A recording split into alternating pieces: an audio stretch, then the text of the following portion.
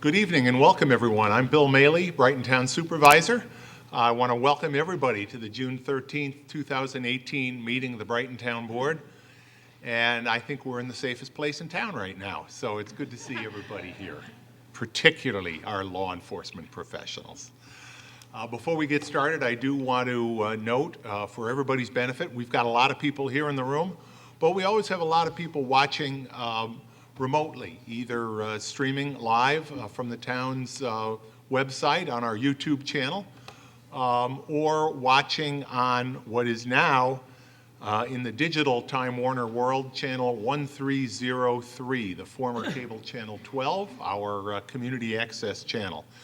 But wherever you're watching, whether you're here in the room tonight or watching from home, you can keep up and follow the same material that all of us on the board have. The entire town board meeting packet, including the resolutions we'll be considering tonight, as well as all of the supporting material. If you're here in the room, they're on the back table. But if you're watching us remotely, you can pick all the same material up from the town's webpage, www.townofbrighton.org, and just follow the meetings and agendas buttons to get there. And we do that because we welcome your participation. This is your local government, and we welcome your opportunity to participate, share your thoughts with us. Now, we do have a couple of proclamations tonight, which I think are why we have such a great crowd this evening. But after those are finished, we will start our open forum period where the public does have the opportunity to participate. But first, I want to start the meeting with a pledge to the flag. I'm going to ask Councilmember DePonzio to lead us, please. I pledge allegiance to the flag of the United States of America and to the republic for which it stands, one nation, under God, indivisible, with liberty and justice for all.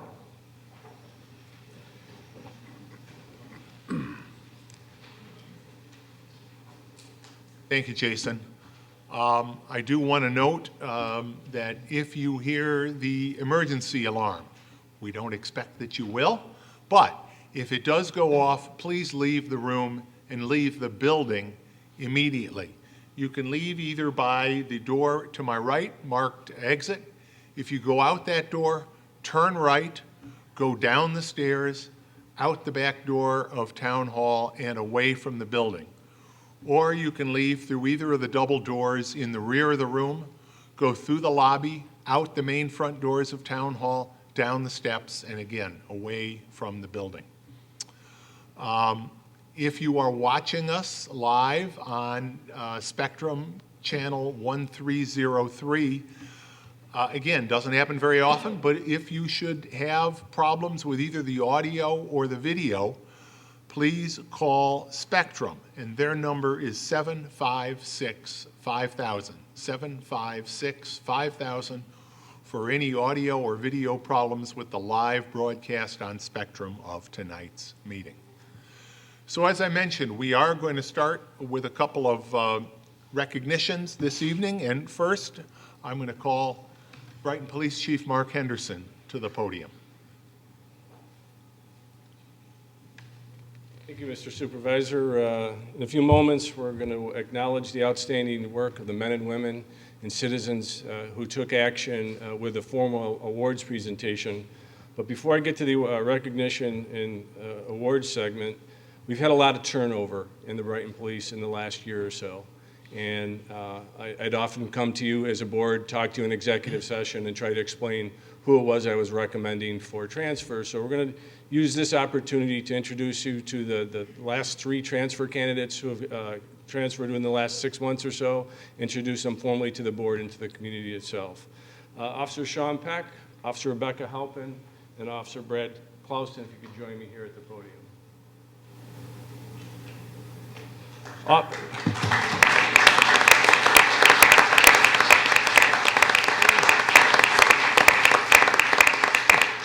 Officer Sean Peck transferred to the Brighton Police Department in February. Prior to that, he served in the Seneca Falls Police Department. Officer Rebecca Halpin transferred to the Brighton Police Department at the end of April. Rebecca, previous to Brighton, worked in the Ontario County Sheriff's Office. And then just Monday, 2 days ago. Officer Brad Collison joined us here at the Brighton Police Department. He also transferred from the Seneca Falls Police Department. During the interview process, these officers impressed not only myself, but my command staff, their professionalism, their dedication that they've demonstrated so far in their law enforcement career. We're lucky to have them as a community, and I'm pleased to present them to you on behalf of the Brighton Police Department, our newest officers.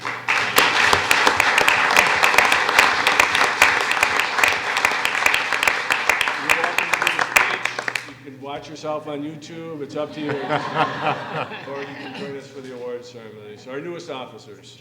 Thanks. So every year we have an awards process where the actions of a police officer or a citizen are formally recognized. There's a process in place where the actions are memorialized in award nomination. There's a committee that consists of internal police command staff. The supervisor sits on a formal committee, as does the president of the union. And the culmination tonight is some pretty exceptional police work. We have a number of citizens that are going to be recognized for their involvement as well. The best plans sometimes go astray. Our first award recipient was going to join us tonight, but he can't. So, Mr. Supervisor, if you can join me at the podium, the two captains, if you can, we'll act as though Officer Jeffrey Ruffalo were here. We had just received notice that he had a conflict and he will not be joining us. But I want to talk about what happened and why we are recognizing Officer Ruffalo tonight. On May 4th, 2018, and the period of time for our award ceremony goes back to last May when we had our last award ceremony and anything that occurred and transpired in between. On May 4th, 2018, Brighton police officers were dispatched to an address on Elmwood Avenue for a reported domestic situation involving a male who was threatening to jump out of a second-story window. Upon arrival, Officer Jeffrey Ruffalo did observe a 20-year-old individual partially hanging out of a second-story window. This person was being restrained by individuals inside the home. Officer Ruffalo was quickly able to assess and de-escalate a very volatile situation. He was able to establish rapport with the person who was attempting to harm themselves by jumping from the window. He was able to get this person to come inside on his own volition. It was later determined that the individual was suffering from a mental health condition and was in need of immediate medical attention. The person was brought to a hospital for treatment and evaluation. Sergeant Allison Laubacher is the nominating party. She was a supervisor of that incident that day, and she wrote in her award nomination that Officer Ruffalo should be commended for his quick thinking during a stressful situation and for his excellent communication skills in which he was able to persuade the individual to move away from the window and harm. It is my pleasure as the Chief of Brighton Police Department to present Officer Jeffrey Ruffalo with the Excellent Police Service Award. Had Jeffrey been here now, we'd be shaking our hands and we'd be giving him we will present Officer Ruffalo with his award tomorrow. Officer Joseph LaBarbera, could you join me at the podium, please? Unfortunately, our community knows all too well the impact of the opioid epidemic that is impacting our region. We seem to be experiencing an increase in frequencies of overdose, and unfortunately, in the last few months, we've experienced some overdose deaths in our community. And as I talked and I worked with our partners and the sheriff, we're trying to get a handle on this epidemic and this crisis. We're trying to drill down to the causality of it. But I'm here to talk about the actions of Officer LaBarbera, not on one occasion, but on two occasions. On November 18th, 2017, and then again on December 13th, 2017, Officer Joseph LaBarbera responded to calls for service for a person who had overdosed. In both situations, the victims of these calls were suspected to have overdosed on heroin. The individuals had labored breathing and were not responsive. In both situations, Officer LaBarbera determined that the best course of action would be to administer Narcan. Narcan is an antidote. Its medical term is naloxone, and it immediately reverses the effect of an opioid overdose. In both cases, the Narcan did just that. It reversed the overdose conditions. Both victims were able to regain consciousness. Both victims were transported to the hospital for further treatment. It is my pleasure to present the Brighton Police Department Life Saving Award to Officer Joseph LaBarbera for his calm and professional handling of 2 life-threatening situations by the administration of the antidote NARC. Congratulations.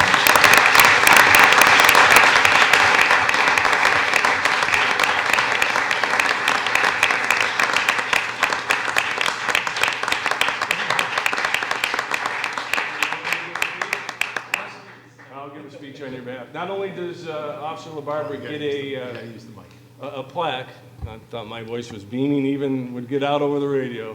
So he will get I'm Captain DeSane, the red pin indicates a life-saving award, and he'll be presented with that to formally wear while he's patrolling. Thank you for your quick action. Thanks, sir. Thanks.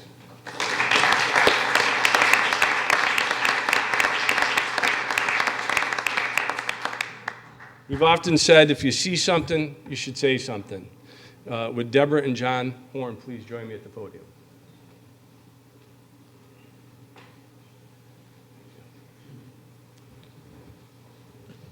On January 28, 2018, Deborah and John were driving on Elmwood Avenue when they observed an individual who was walking on the sidewalk of the Brickstone Circle just off Elmwood fall to the ground. The Horns immediately stopped their car and went to the aid of this person. They determined that the individual had sustained a serious hip injury. Deborah and John attempted to make this individual comfortable. Do you remember our winter this last year? It was January, nonstop snow. John took off his jacket to help keep the person warm as they called 911 for help. They saw something, they stopped their car, and they called 911 to report the emergency. Officer Taylor Barth, the Brighton police officer that responded to that call that day, nominated the Horns for this award. Officer Barth states, had the Horns not stopped to render aid, it is unknown how long the person would have laid on the sidewalk and she was unable to move or call for help. It is opinion of Officer Barth that the victim's injuries would have worsened had the Horns not intervened and helped. It is my pleasure, on behalf of the Town of Brighton Police Department, to present the Horns with a Citizen Award for their actions that day. Congratulations.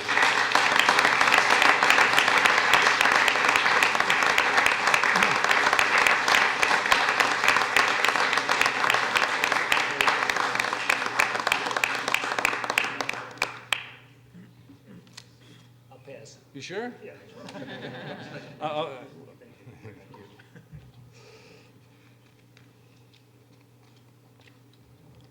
Catherine Fouchion? Did I get it right? It was close, right? This is another example. If you see something, say something, and you can assist law enforcement. On September 6, 2017, Catherine was walking in Buckland Park in the town of Brighton. We good, Timmy? During her walk, Karen had observed an individual who was standing on a footbridge rocking back and forth. Karen noted that the person's hands were covered in red. She immediately called 911 to have an officer check on the welfare of this individual. Karen provided responding officers with specific details about the individual and the location where he was last seen at. This information was helpful and led to the individual being located. The officers learned that the red substance on the individual's hands was blood and that the person had used a razor blade to cut himself because he wanted to end it all that day. The person was transported to the hospital for mental health evaluation and treatment. Karen? Catherine.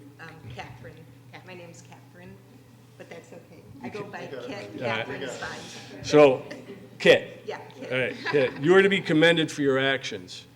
Not only did you see something that day, you did something and you said something, and you directly led to saving this young person's life. We're going to present you with the Brighton Police Department Citizen Award. Kit. Thank you so much.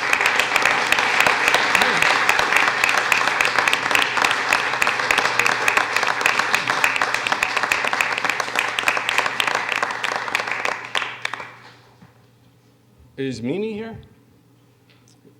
We weren't sure if we would be joined by Mimi or not. This is another example of a citizen that saw something, or first heard something, saw something, and then called 911. On August 17th, 2017, in the very early morning hours, 3:30 a.m. to be exact, Mimi was awoken by the sound of a car alarm going off. She didn't just disregard it. She got up, looked outside, and observed that two men were going car to car checking on door handles in the parking lot. Mimi saw something that day and quickly did something. She called 911 to report the suspicious activity. As a result of that phone call to 911, officers were dispatched to the scene.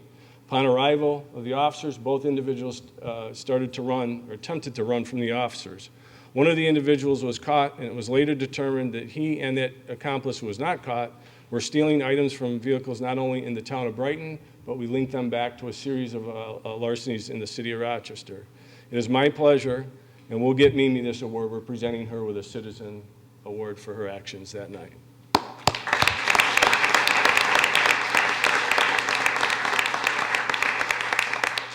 Okay, and finally, Officer Brad Steve is going to be recognized as part of this next award. He could not join us tonight. Larry Halvin, why don't you join me up, sir? Julian Ruiz.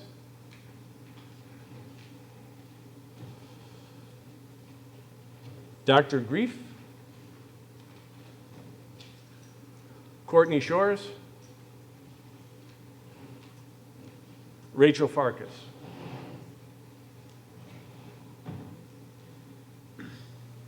Okay, I think I have everyone.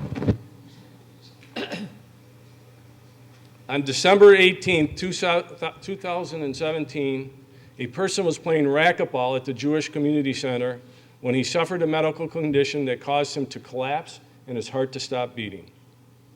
This group of individuals quickly came to the aid of the person. The group began chest compressions, rescue breathing, and other life-reviving measures. At the same time, 911 was called, and Officer Brad Steve, who was in relative close proximity to the JCC, was able to join in and help the efforts. An automatic external defibrillator, an AED, was deployed, and 2 shocks were delivered. The individual began breathing on his own and eventually regained consciousness. The person was then transported to the hospital, where he was treated for his medical condition and later released. Thanks to the efforts of all involved, this person has made a full recovery.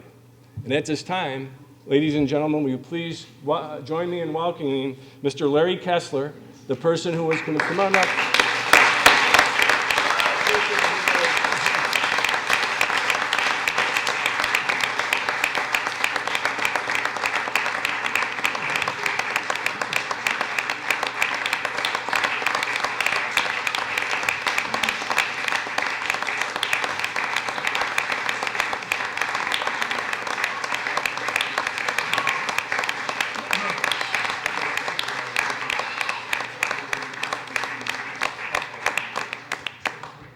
So why don't you join me at the podium, sir? He's made a complete recovery. As you see, the team came together that day. There was a medical crisis. They all worked together. And the results are this gentleman who just helped me, you gave the hug. I haven't been able to hug anybody tonight. We're going to give them all plaques. And Captain, how are we going to do this? So, Larry? Thank you.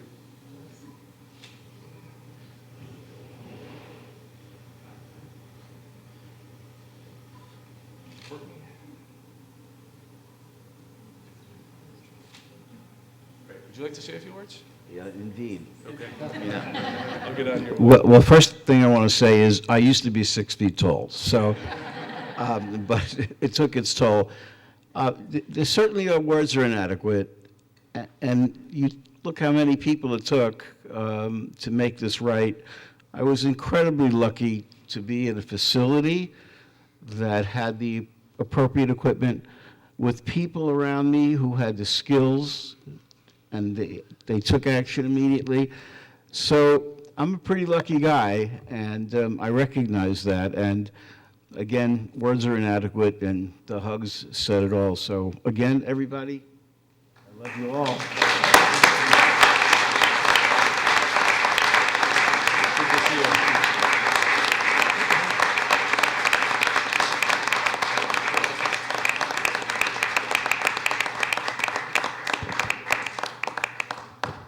So, as is customary with the police department, whether it's promotion celebration or awards celebrations, we will have cake down in the police department section. I would like an opportunity for the award recipients, if we can take a picture.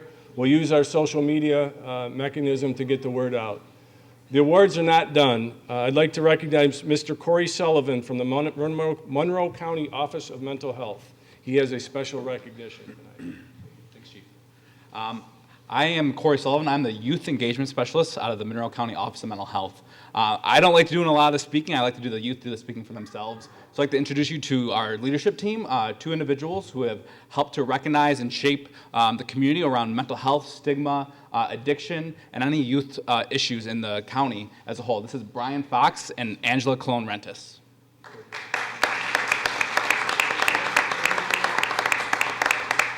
Investigator Fisher, can you join us up, please? There was a change in titles, just recently. So. My name's Brian Fox. We're in a group called SWAT Youth Council. It spreads for spreading wellness around town. We're a group of youth from the age of 14 to 24 who advocate for youth who've been in the system. It could be mental health system or juvenile. We've done a lot of stuff. We actually have a wellness retreat coming up where we focus on like wellness stuff to do when you're having a rough time. You just need to like take a break. And we do that. We have activities that we do for it too. We've also been to Legislative Awareness Day in Albany, where we went up to legislators and what we wanted to switch what we wanted to change. We talked to them about it, and we're just a group of youth that want to make a difference in the world and change stuff within the system. Thank you.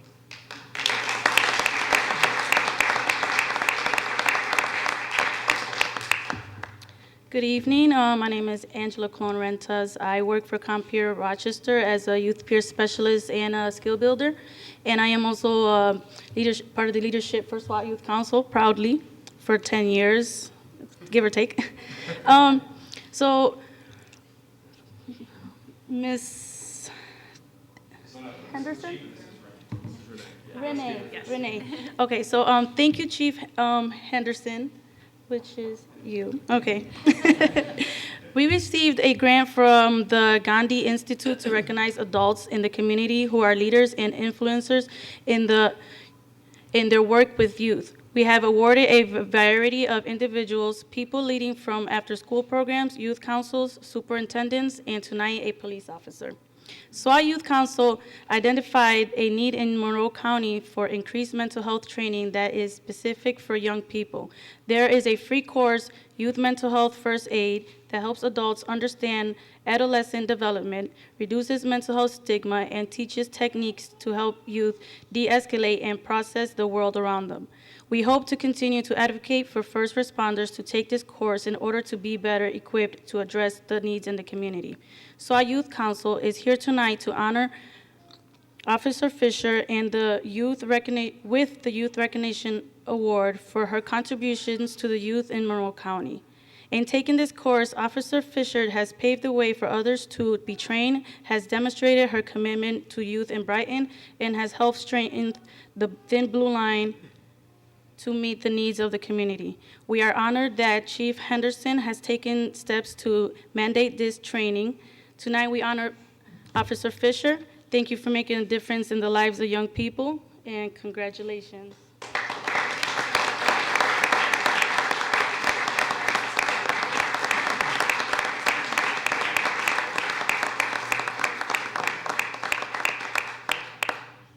I certainly didn't prepare a speech, but I just want to thank these guys. These are our future, and there's one thing in my career that I've been very passionate about, and that's working with our youth in our community and working with mental health. It's an issue that is stigmatized, and it's something that we need to change our thinking on. It's a brain disease, and I've learned a lot through all of the education that the Brighton Police Department has given me, and I really appreciate them considering me for this award, so thank you all for that.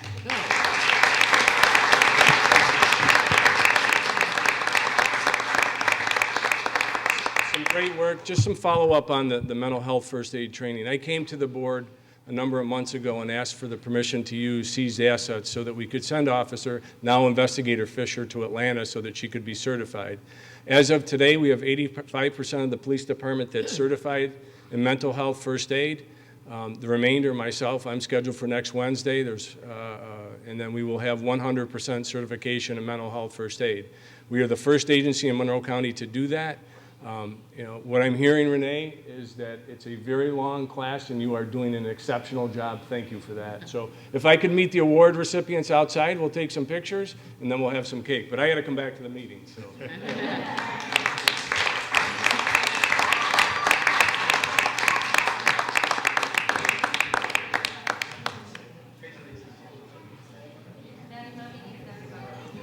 What you've all seen tonight really is a reflection not only on the excellence, the professional excellence, the heart, the passion of our Brighton Police Department. Having a local police department, you've seen tonight the difference that makes to the quality of life here in Brighton. But especially the citizens, the residents, people who saw something, said something, and did something. You and your service is truly extraordinary. You saw something, you didn't let it go by, and in doing so, you made a difference. You may have saved lives, and on behalf of the entire town board, we're grateful for that. Thank you. Karen, I want to call you up, and I think you've got some students with you. Yes.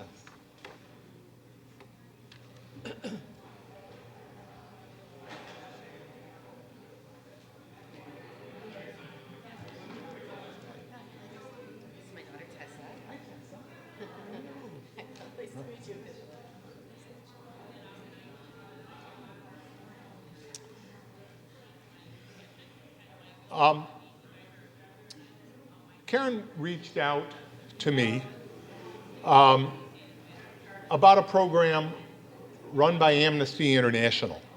And it's a request to have communities issue proclamations indicating their welcome status to refugees. There is a refugee crisis in this country like no other. And as I will talk a little bit about the statistics in this proclamation. But thanks to Amnesty International, thanks to you, and thanks to the students that Karen teaches in the Rush Henrietta School District, in their Amnesty International group at the high school, we have young people in this community who are taking a stand, who are making a statement, who are standing up for refugees who have long been welcomed into this country, who must be welcomed into this country. And I just want to read this proclamation because what you're doing is great, and then I'll give you all the opportunity to say a few words. Whereas there are 22.5 million refugees in the world today, more than at any time since World War II, and more than half of the world's refugees are children. These refugees include torture survivors, people with severe medical conditions, LGBTQ individuals, orphan children, and at-risk women and children who cannot return home, cannot stay in their home country due to their extreme vulnerability.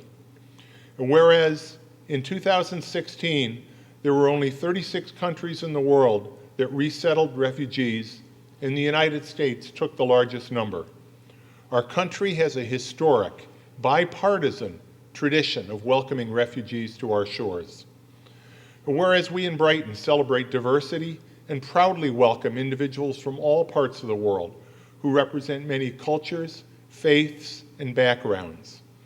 And whereas the United States Committee for Refugees and Immigrants, the organization responsible for resettling refugees, as well as numerous other groups and religious institutions, have stressed the importance of resettling refugees. Now be it proclaimed that I, William W. Maley, Supervisor of the Town of Brighton, join with my fellow town board members and citizens of the Town of Brighton in welcoming refugees to our community and declaring support for the resettlement of refugees, regardless of religion, race, nationality, sexual orientation, gender identity, or country of origin. It is our hope that other New York State communities will join in supporting a stronger national effort to resettle the world's most vulnerable refugees. This proclamation is signed this 13th day of June 2018 by myself and by each of my colleagues on the town board. And before I have you come up, Karen, and students, I had the opportunity just this past weekend to attend a brunch, the National Council of Jewish Women, who recognized the principle of the Rochester International Academy. This is a school, it's a public school, it's not a charter school, it's part of the Rochester School District, 95% of whose student body are refugees. There are a small number of other international students. And I came away so impressed by the work of the principal, the passion of the student that introduced her, a young woman from Iraq who will be graduating next week from the academy. The slideshow, the materials I saw about this school, these are people who had no choice but to leave their country after suffering, in many cases, unspeakable violence. And yet they persevered. In many cases, they traveled thousands and thousands of miles after thorough vetting and are now in this country learning the ways of a new home and beginning to thrive as generations have done, whether they've come here as refugees, whether they've come here voluntarily. Of course, many, many millions others came as slaves. We have a long history of people coming to this country. We didn't always welcome them. And frankly, it's a national shame when we didn't. So today we have a choice. And this country will not suffer through another shame as we did in the 19th century and before in slavery. We have refugees, we must continue to welcome them, and I am so appreciative that we have students in the Rush Henrietta District and you as their teacher willing to take a stand and make a difference. So I thank you. I present each of you and the school with this proclamation. And I'd love to have you say a few words. Okay, I will. Hi, I'm Karen Lindstrom. I'm a social studies teacher at Rush Henrietta Senior High School, and I also advise the Amnesty International Club, otherwise known as the best kids in the school. And it's my great pleasure to be here to share with you that we found this proclamation when looking at the Amnesty International website. And there's a huge map of the United States on the Amnesty International website, and what they're doing is they're plotting all of the communities who have issued this proclamation. And now we get to add our name to the list. So as you have a free moment, sitting down, doing a little Google, shortly you'll be able to go to the Amnesty site and see proudly the town of Brighton listed, along with the fact that our esteemed supervisor has signed this declaration. So we thank you all for your support. We're really lucky to have it. Thank you.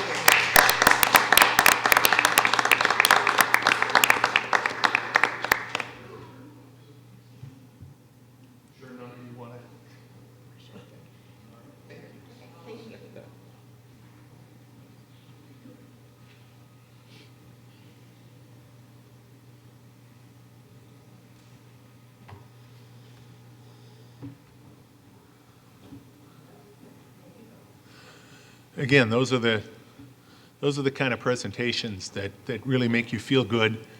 And as Dr. McGowan, our Brighton Central School District Superintendent says so often, kids today, they're really awesome. You are really awesome. Thank you. Okay, we will now, no, actually, I want to ask, before we start the open forum, I think Angela Borsa is back in my office. Angela, if you can hear my voice, and maybe Mike will go get her. I'd like Angela to come out for a moment.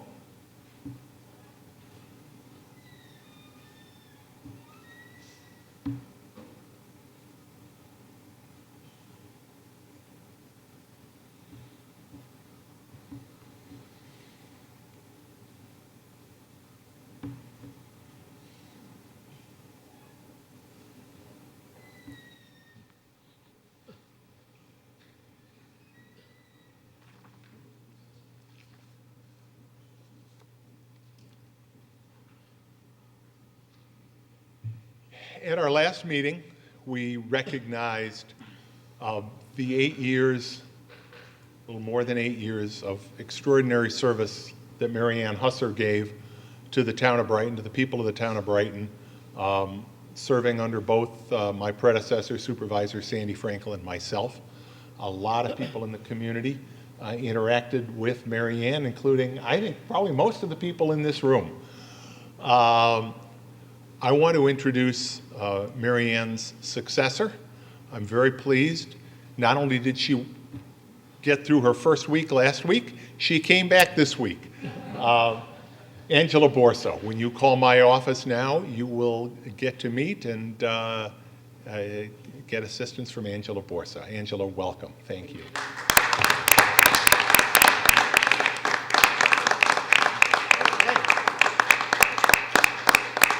Thank you, Angela.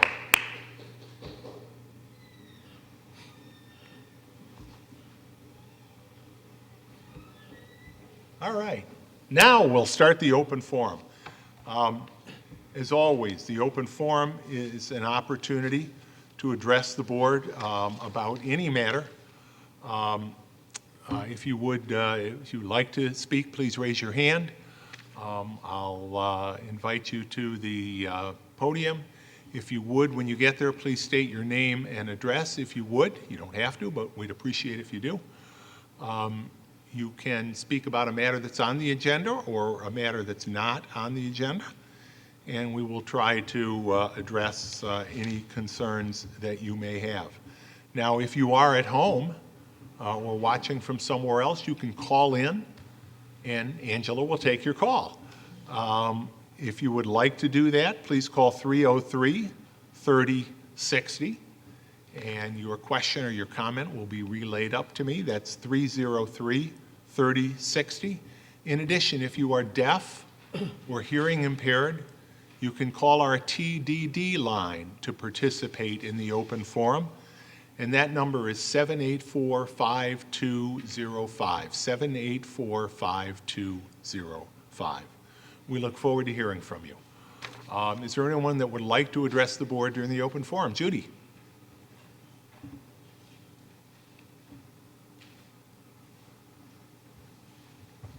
Good evening. My name is Judy Schwartz, and I live at 179 Ashbourne Road. I wish to address two issues that both relate to our environment. The first one is about Corbett's Glen.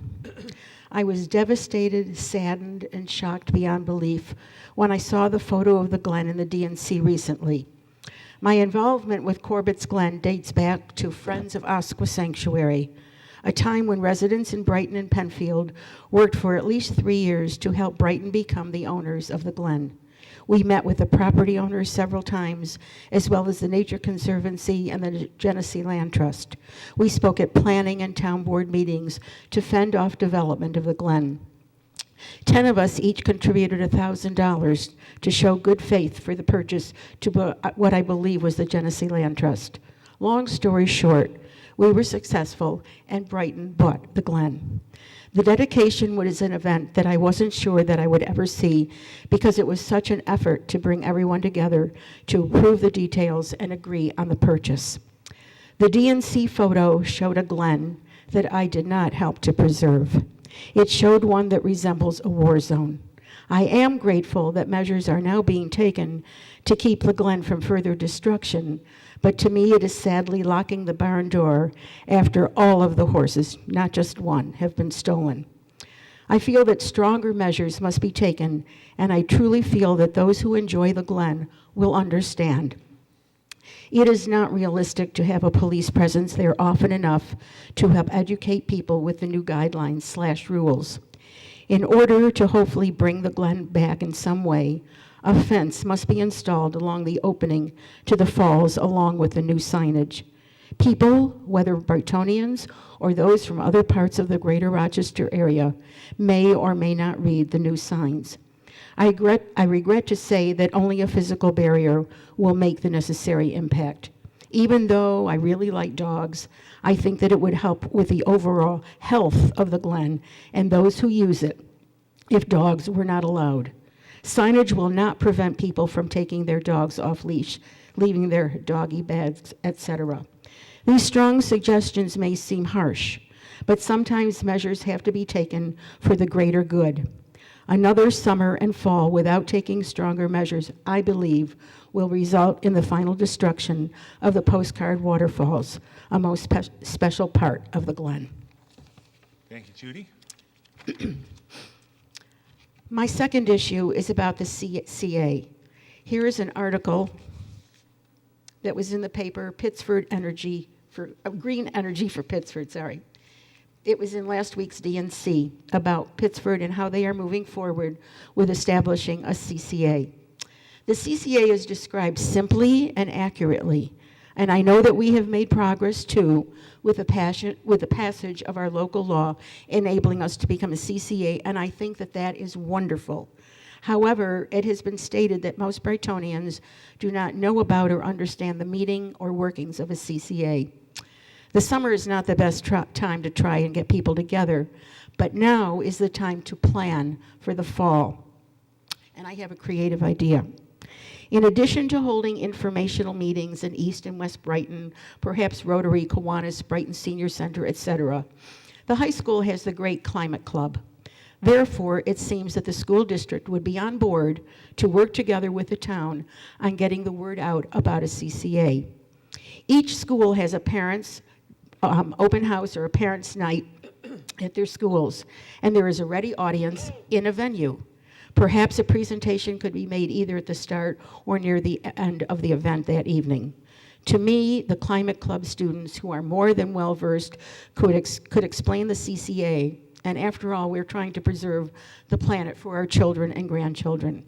There could be a town staff person to help with the technical question as needed, or perhaps even the manager of and a rep from the manager of the CCA of the energy provider we choose. There are CCA administrators or managers locally and within New York State who are approved. I must express my concern regarding the Good Energy, which I know is the administrator for the Association of the Towns. Their default supply includes fossil fuel, which defeats the whole intent of becoming a CCA. We do not have to reinvent the wheel. It is spinning right before us. Brighton can still be the first community to establish a CCA. It is best to go with an administrator/manager that is a known quantity with a good track record. The town has talked the talk, and the time to walk the walk is now. Please enter this into the record for tonight. Thank you, Judy. And I think it's important to note, as we have said repeatedly, the town of Brighton is the only town in Monroe County that has adopted a local law, which is the first step towards the establishment of a CCA. But this is not an easy process, and we've had a lot of discussion both in Brighton and in the community at large, and I think it's important to continue that. Mike, I know you've reached out, and really Robin's suggestion to and Matt Halliday, right. Robin suggested that he would be I think with all due respect, and the Climate Club students are, are certainly good, passionate people with a great concern about climate. But the CCA is it is essentially establishing a new energy supplier, a very sophisticated business relationship with customer service elements, with procurement elements, with requirements of satisfying various provisions of state law before it can be implemented. And I think you're right, the summer is never an ideal time to bring people together, but it is a good time, I think, for the board to continue our preparations because we have been, again, we've taken action on this. We are preparing for the establishment of a CCA, and I'll just speak for myself right now. It is my hope and expectation that when we do so, whoever serves as the administrator of the plan, that the board does choose a 100% renewable option. I think it's vital to what we can do, what we have committed to doing through the various other climate programs that we are a part of. So I think the summer is a good opportunity for that. I think Robin suggested a workshop would be a good tool. I think the opportunity to sit down with Matt. We have a lot of work to do. You're right. Most people are not familiar with a CCA. The board continues to get up to speed. We have heard a lot of things. And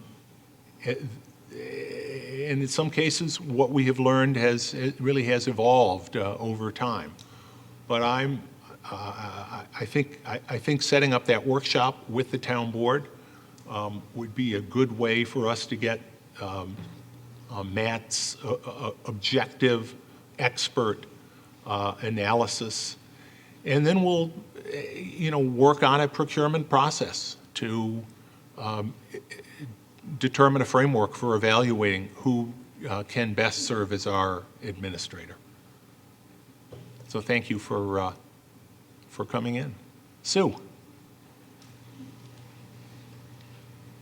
Oh, there are two Sues. I did. Sue Wentworth had her hand up earlier, and then Sue Hughes Smith. I'm sorry, Sue, come on up. No, please come up.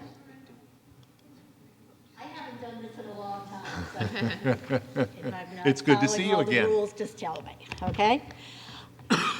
I'm here tonight, first of all, to tell you that I fell in love with the Brickyard Trail within days of its dedication and have walked it every good day that I've had the opportunity with one of my dogs, and primarily my new dog, whom some of you have met in this building. It's the beautiful coated shepherd, and we've truly enjoyed it. We no longer walk the trail, and I'll tell you why. It all boils down to, and these come in different flavors and different sizes. They're generally referred to as flexi leads. Okay, this one's probably 16 feet. Told you I haven't been here in a while. This one is at least 16 or 20 feet long. Okay, I first encountered them on a trail one day when I got on at the Westfall side. Abby was walking at my side, and I take a look in front of me, and there is a gentleman who has a very small dog on a flexi like this. The dog is walking behind him with this flexi at full extension. I said, "Sir, could we pass you, please?" I think I said it 3 times and finally realized he probably couldn't hear me. But I had no option but to remain behind him. There was just no way to do it. So we got stuck that day. We tried it again later when he was done. That was relatively minor, okay? There are a lot of folks that walk with these that pay no attention to the dog, and that is not unique to the trail. You see it.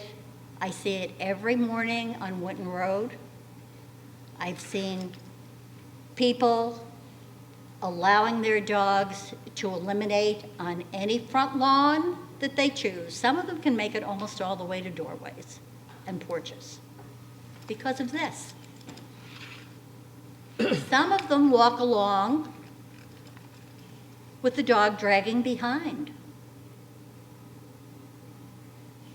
All someone has to do is drive by with a vehicle that backfires, and the odds of that dog surviving the traffic in the street are close to nil.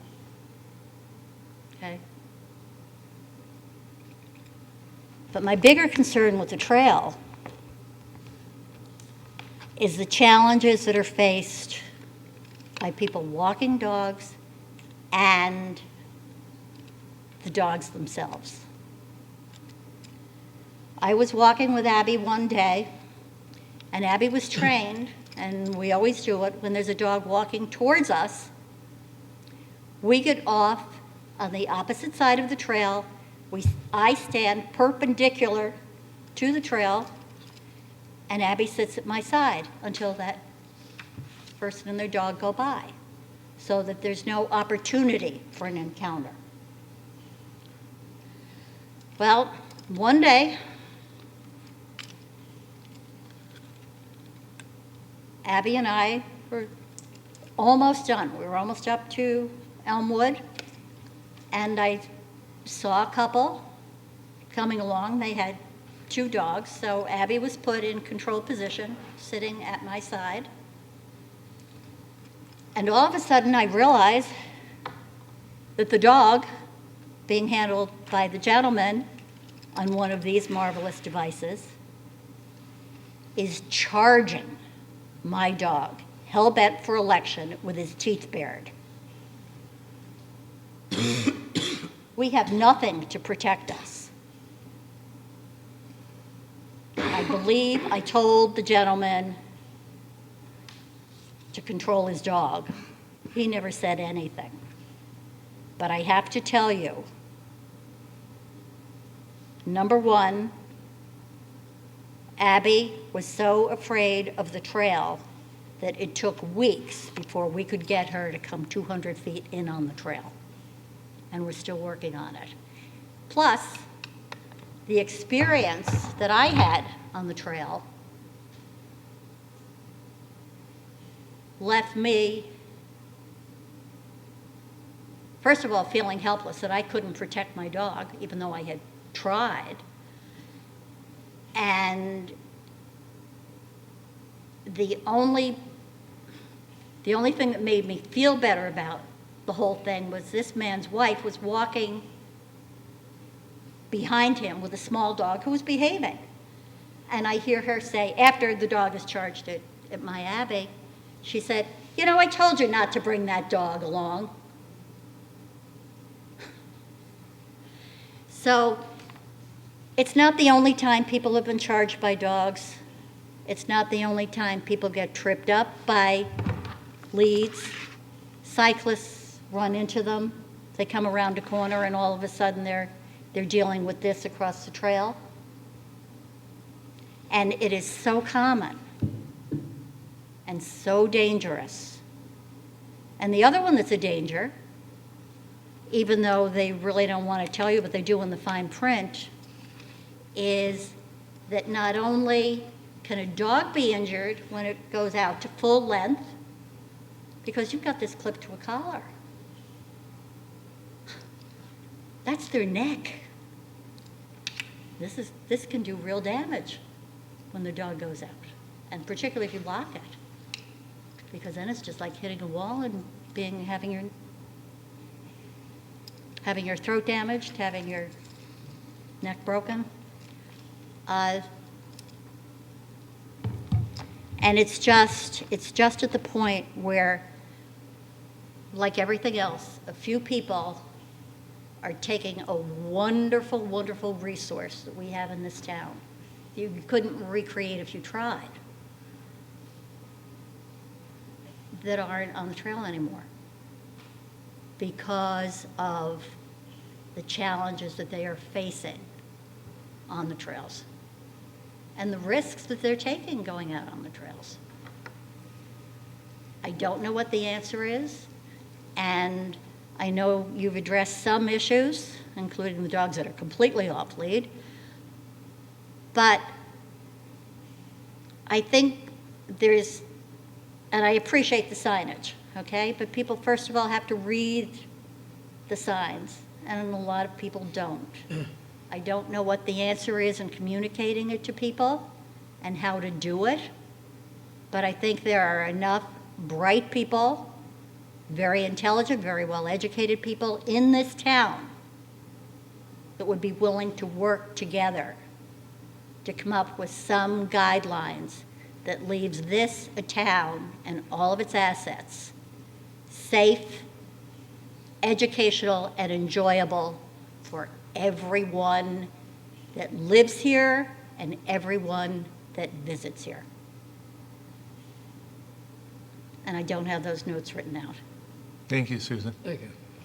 The one thing I would say, and Mark, if you've got anything that you would like to add, but as you know, always, if you do experience a dangerous dog, or as you heard tonight, if there's a dangerous situation of any kind, a call to 911, and in a situation where it's a dangerous dog, if the animal control officer if it's during the hours that they're working, likely the animal control officer would respond. Another police officer might respond if it's another time. But I appreciate you coming in, Susan. Thank you. Well, the other one, and I don't use this, I just bought it today for demonstration. But right on the back of the packaging for this, which was maybe part of the reason why I bought this particular model,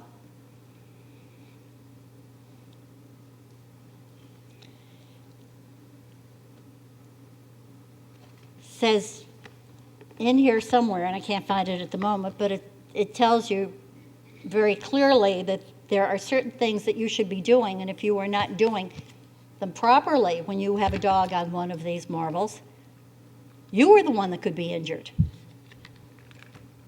Because just imagine having this slide through your hand or get tangled up in your fingers.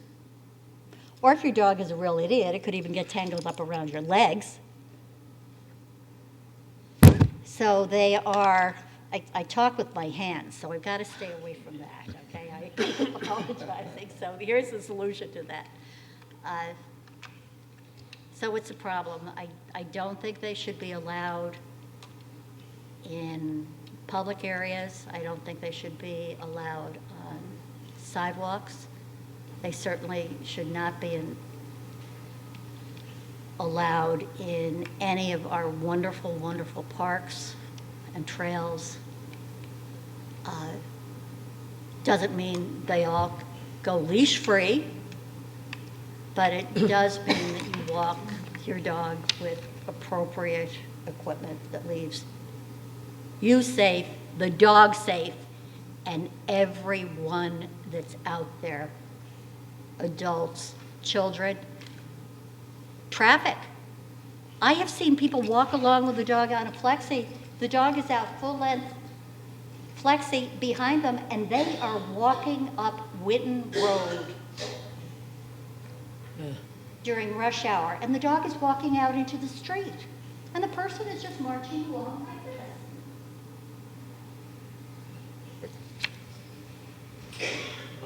I will stop now, and I will not hit the microphone. I promise this time. Thank Do you have any questions for me? Oh, but Sue, I agree with you. I've got a closet full of those things that have been given to me as gifts. I don't like them. A dog is a joy, but it's also a responsibility. And a dog enjoys that kind of interaction with its master. In my mind, perhaps we need to not ban that type of lead, but simply require that a lead be not greater than a certain length.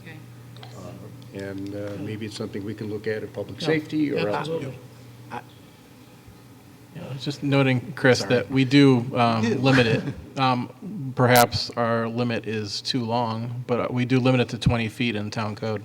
Section 40-5 of the town code currently provides that dogs should be on leash, whether licensed or not, when off your property, on a leash of no longer than 20 feet. So maybe the thought would be to take a look at whether that's an appropriate length, or maybe to have, as Susan's suggested, other locations that might have shorter provisions, shorter leash provisions, that is. Benchmarking and for discussion at committee. Yep, I agree.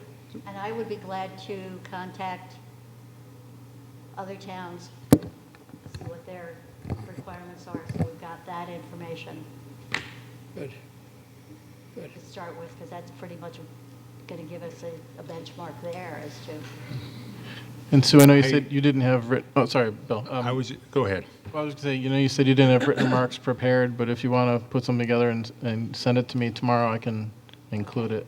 It will take a while. Okay. Because they're, number one, in my scribble handwriting, number two, half of it's in speed writing, which is something No I worries. acquired talent and But years when you have a chance, if you want, to send it along, I can. Okay. Actually, I found this when I unpacked this unit that I purchased today. And it's labeled, and this I do have a copy up for you, special safety precautions, okay? One of them, do not use this product in high traffic or crowded areas. Do not use near small children and strollers or similar wheeled products. Okay? And here's one where you really have to wonder who uses these. Never attach more than one dog to this lead. So, but I do have a copy of this, which I can leave for you if you would like that anyway. You can send it all along together. That's okay. You keep it. I don't want to lose track of it. It'll be good. You want all my little scribble notes? When you get a chance to put it together, and Okay. if you'd like, you don't have to, but if you would like to, that's. Okay, I'll I leave- can give it a open. try. Yeah. Thank you, Susan. So, do you have any questions? Nope. Okay, thank you. Sue Hughes Smith.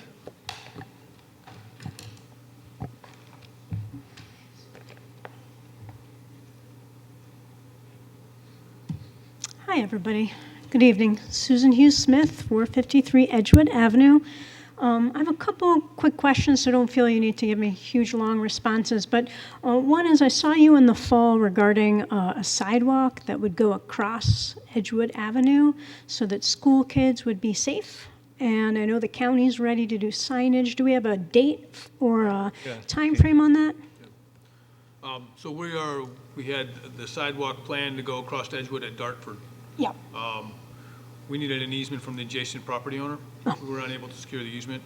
So now we're going to redesign that crossing to cross at Willow Crest, I believe it is.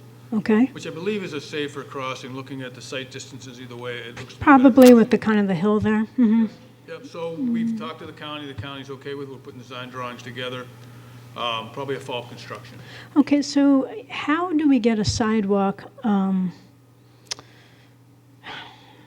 the section of Edgewood down to the bridge? Like right now, my son and other kids leaving Edgewood are on the edge of the street or on the grass and so forth. And what's the process for that to consider? As my house and two other houses, then it's Dartford, and then it's the sidewalk. As part of this project, we will extend the sidewalk from, I believe it's Dartford to Willow Crest, but not to the bridge. Okay. That's a county roadway. Generally, when we're extending sidewalks to a larger community, we require that they form a sidewalk district. And I'd be glad to sit with you, Sue, and talk about that. And that's true for the county road for the Edgewood? With our collector roads, we have townwide sidewalks, but where we don't have townwide sidewalks, for the most part, we have tried to have districts formed. Okay, well, maybe I can meet with you and we can figure that out. Okay. That'd be great. Thank you, Mike. Appreciate it. So it was great to see you honor the refugees. That was exciting, or the people working to protect refugees. Just coming back from a climate conference in D.C., and of course, as you all know, climate is a threat multiplier, and as we don't address climate, we will see more refugees around the world. And so this is an issue that urgently needs to be addressed, and yet the world is steadfastly refusing to do so. We are at 410 parts per million carbon dioxide. Safe is below 350 parts per million. So we need to stop emitting carbon, and then we need to begin drawing it out, all of which is possible. So that was the kind of the exciting thing for me, was to listen to Dr. James Hansen on Monday and hear him expressing his optimism, and that we need to convey the clear understanding that we can still address this problem. but we need to be reducing emissions at a rate of 3% annually, and we need to be at that 3% reduction rate, and that needs to be sustained. We need to get there by 2021. I thought, well, that's kind of a nice time frame. So, by 3 years from now, we need to be drawing down. Our country, certainly, the world, certainly. Well, so what are we doing? What's our plan? I know we're working on benchmarking. Presumably that's for not just municipal facilities, but the entire community, or And again, I'll let Mike, because Mike has been working on benchmarking and some analysis of where we're at and where we need to go in terms of carbon. As far as benchmarking, we are there's so many acronyms, clean energy community. So as part of that, we are benchmarking our energy use. We are going through that. We haven't finalized the report, but we will be presenting the report to the board here shortly. I would say either at the end of June, with this next June meeting, there's one more in June, or in July, we should have that ready. The SOC, the Sustainability Oversight Committee, is working on a climate action plan that identifies actions we can do to affect our greenhouse gas emissions. Certainly looking at LED lighting, changing LED lights in our neighborhoods. Right. Working with RG&E to get to that. There's a lot of low-hanging fruit, Sue, that we're trying to get after. Absolutely, but is that plan just looking at municipal facilities, or is it looking town-wide, community-wide, everybody in the community? Climate action plan talks to community, town-wide. Okay. The specific improvements, it's hard to, I guess, make community improvements. It's mostly, you'd be looking at more code changes, which we are looking at, things like that, to reduce greenhouse gas through restrictions or regulation. Right, I agree. It's a complex problem because we're going to need the community to get involved until we have a legal structure or an economic structure that facilitates people's decision-making. So just wondering and appreciate the update. So I look forward to seeing some kind of concrete steps or ideas for how we can encourage people maybe to switch off gas out of their homes,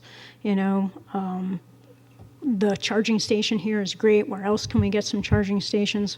But basically, messaging would be really helpful coming from public officials. That's the biggest item that changes people's mind is when their elected officials are speaking out on climate. I think that's fascinating research, given like all the trash that is often, thrown at public officials. That's the primary source that's influencing public opinion on this issue. So you have tremendous opportunity to really influence people, and I hope you use it.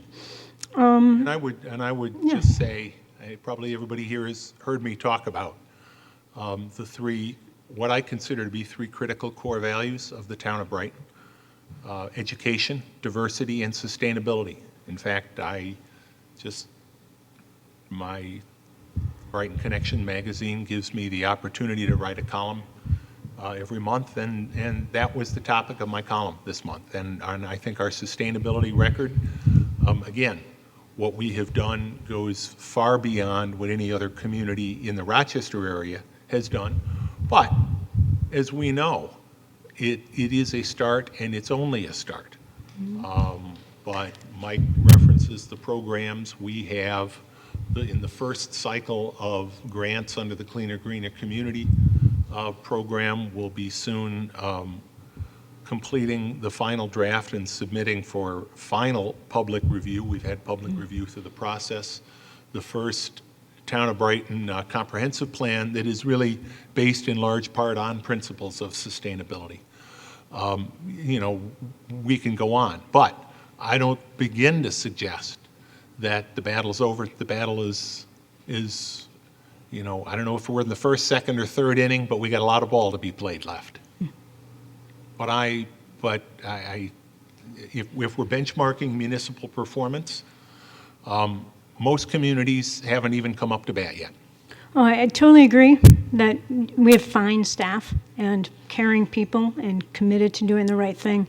We're just on a really short time frame, and so it's the relatives. The relative stuff just doesn't speak to me personally, Bill. I appreciate it, and I know you all are moving in the right direction, and we just have to accelerate our efforts. You asked that elected leaders' voices be heard. Yep. And my voice has been heard and will continue to be heard. And I appreciate that, definitely. Thank you. Yeah. Just a couple more quick items.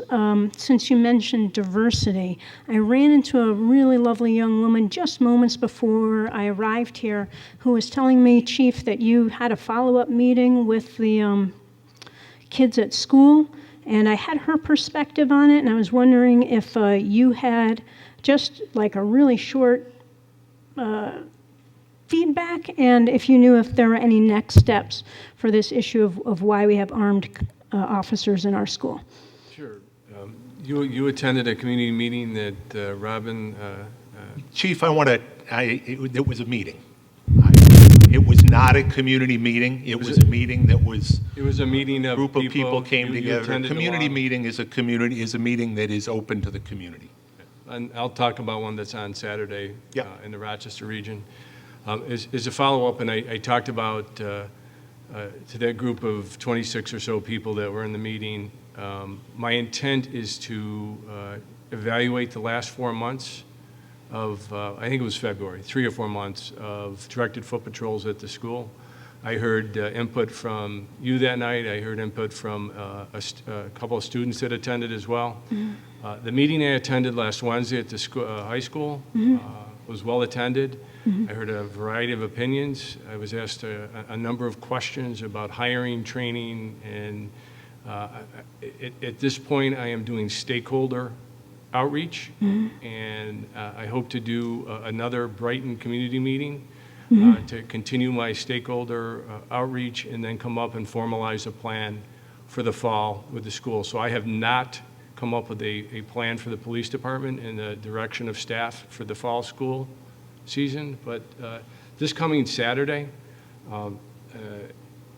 at the First Church of God, 334 Clarissa Street in the city of Rochester, it's our 4th community summit. Some of the issues that we talked about that night at the town hall, some of the issues that the students had asked me about that day will be addressed on a larger scale. It's scheduled from 9 in the morning until 3 in the afternoon. We're going to focus on efforts of the 21st Century Policing Initiative. Dr. Alexander is a keynote speaker in the morning, and then we have breakout sessions in the afternoon designed for that stakeholder output. I've invited a number of residents from the town. I hope the community comes out. It's going to be a great day. We'll talk about a lot of challenging issues, just like I did with the students, just like I did with you that night. And my goal, some point this summer, is to call for a community-wide meeting and have it in this auditorium, continue the outreach, continue the solicitation of stakeholder thoughts. And but at this time, the school year, with the exception of exams, ended this past Monday. We responded to the request for staffing at the school. We did that. And I anticipate over the summer months, not much of an outreach at all, if at all, with directed foot patrols. Okay. Chief, I really appreciate actually all that you're doing in the broader community and your willingness to sit down and your genuine interest in hearing the kids that evening. I do really want to recognize that. I really was very impressed. Thank you. Could you describe a little bit when you say you're conducting stakeholder outreach, what that looks like? Sure. So having a police officer, uniformed police presence in a school, it's looked at and viewed from a number of perspectives. As I shared with you that night, I've shared with the supervisor. I've heard from community members that they're requesting a full-time police presence in the school district. And not just Brighton, we service the Penfield School District and a number of large private and parochial schools in town. I had a meeting with an administrative staff member from the Penfield School District. They're reevaluating whether they're going to move forward with a request for an SRO. I have not formally been requested to evaluate an SRO and its impact on our operations from the Brighton Central School, but I do have members of the community that have reached out to me asking for that to be considered.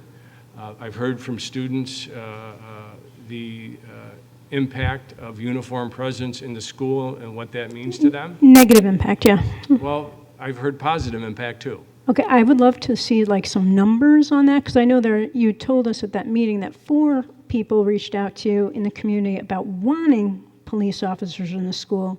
And there were well over like a dozen people at the meeting who absolutely did not want armed police officers in the school. So it would really be helpful if at some point maybe the community presentation is a good point time where to actually have hard numbers. The larger community meeting, Uh-huh. a larger gathering with public notice of a community meeting with the intent and focus to have this discussion and dialogue. Yep. I think what I envision coming out of this is Yep. some type of a survey, community-wide survey, if you will, Uh-huh. to get you that the data so that we can analyze it and look at it from an analytical perspective.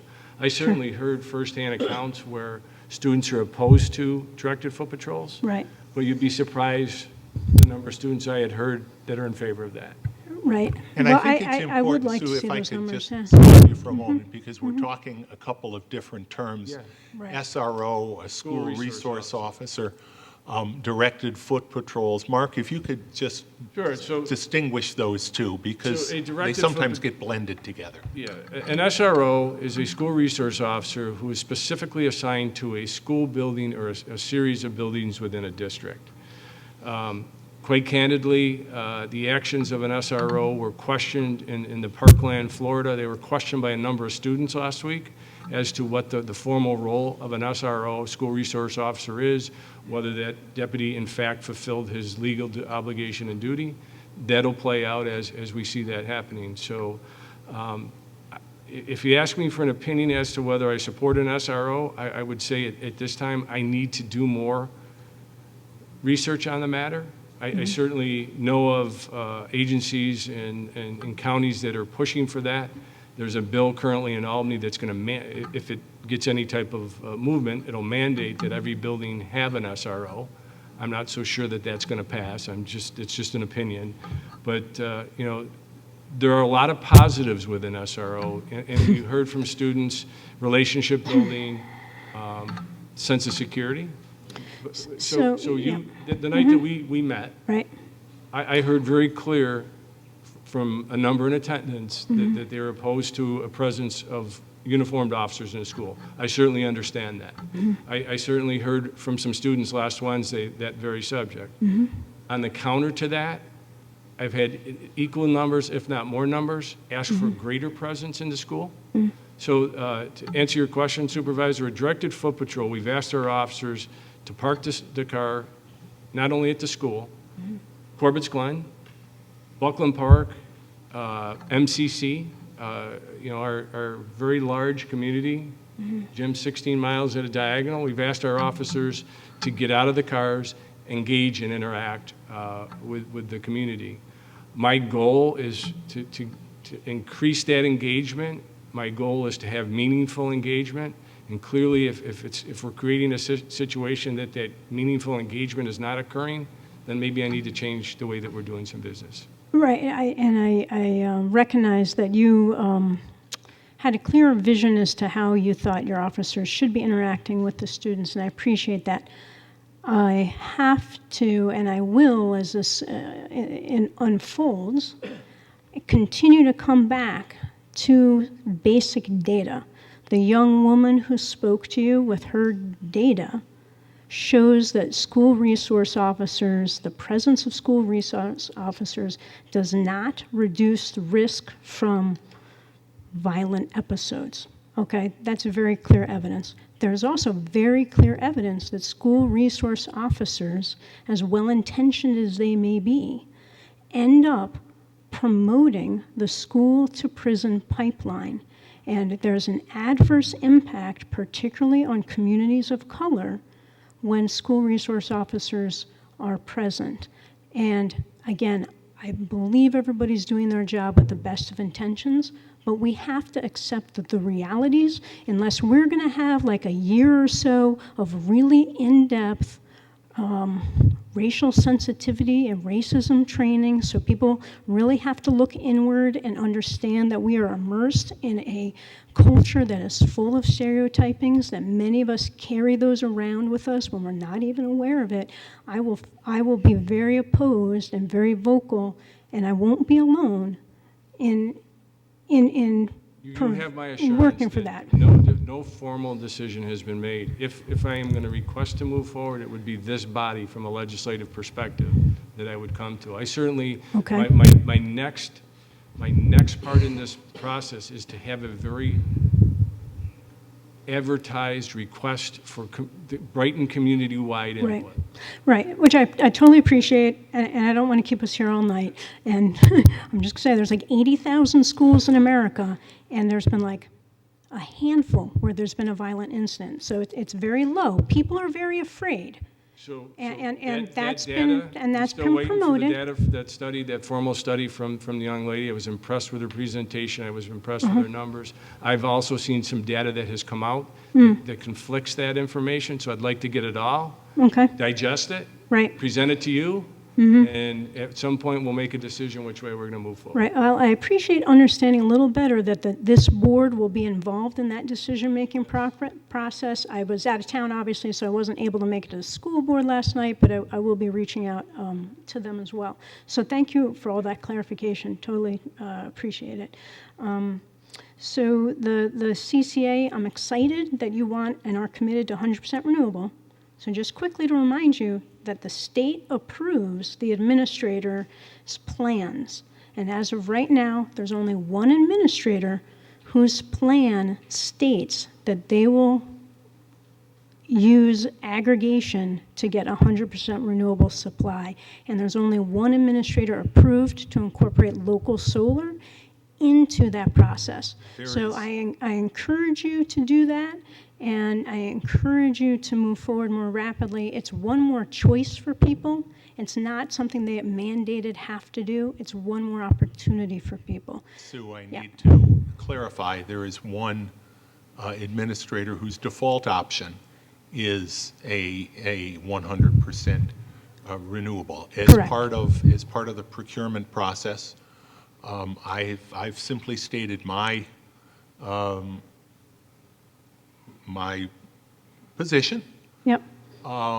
And as we, develop a procurement process, that Mm-hmm. is one of the critical elements that Great. I believe needs to be addressed. Mhm. But it is not a correct statement that only one administrator can provide a 100% renewable option. I didn't say that they could only provide. I said that they would only use the power of aggregation to provide it.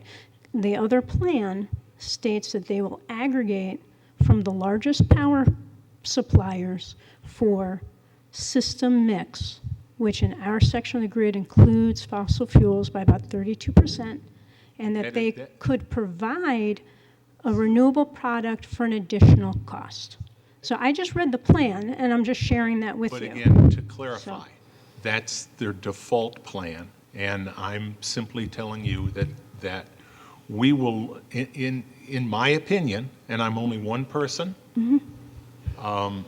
that we should, for CCA, and consistent with our policies as they relate to climate change, which I have been a very vocal advocate, that we specify renewable energy and let the chips fall where they may as we consider all of the criteria that are important to running what will be a very large business. I mean, we will be replacing in the town of Brighton, if community choice aggregation goes forward, a business that supplies residential utility service to well over 10,000. To be clear, the utility's role does not change. The utility remains the biller. The utility remains the one who services all the lines. You're not replacing a business. You're simply selecting where the electrons are being purchased from. And if you haven't already made that choice, the utility makes that choice for you. So you're not replacing anything that the utility already does. You simply would be choosing the electric supply that best fits our community's values. The decision to install to implement a CCA goes far beyond simply